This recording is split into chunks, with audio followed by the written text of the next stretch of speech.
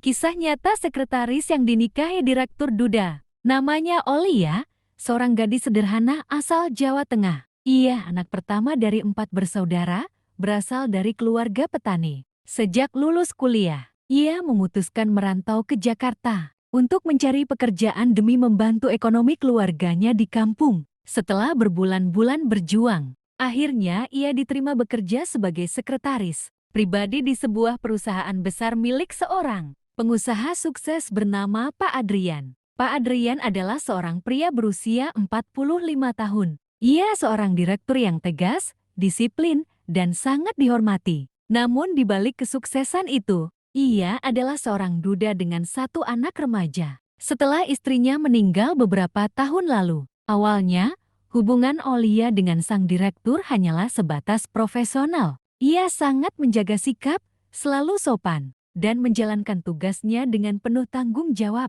Perlahan, Olia mulai menjadi orang yang paling dipercayai Pak Adrian, bukan hanya dalam pekerjaan, tetapi juga dalam hal-hal pribadi. Setiap kali rapat, perjalanan dinas, bahkan saat-saat sulit, Olia selalu ada mendampingi. Kehangatan, kesabaran, dan kesederhanaannya membuat Pak Adrian melihat Olia bukan lagi hanya sebagai sekretaris, melainkan sebagai sosok wanita yang mampu mengisi kekosongan hatinya. Suatu ketika, anak sematawayang Pak Adrian jatuh sakit. Olia dengan tulus ikut membantu merawat, bahkan rela tinggal beberapa hari di rumah sakit untuk menemani. Dari situlah hubungan mereka semakin dekat. Anak Pak Adrian pun mulai menyukai Olia karena merasakan kasih sayang yang mungkin selama ini ia rindukan dari sosok seorang ibu. Hingga pada suatu sore yang tenang, setelah pulang kerja, Pak Adrian memanggil Olia ke ruang kerjanya. Dengan suara berat namun penuh ketulusan,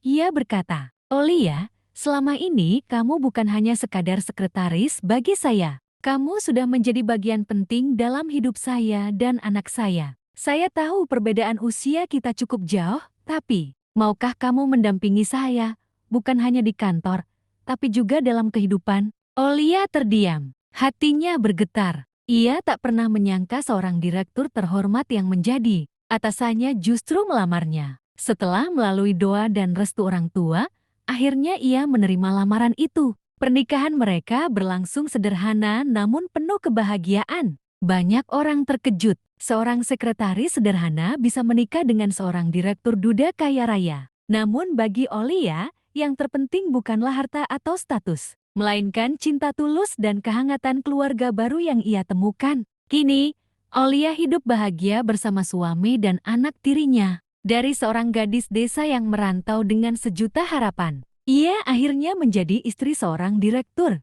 Semua berawal dari kesabaran, kerja keras, dan ketulusan hati.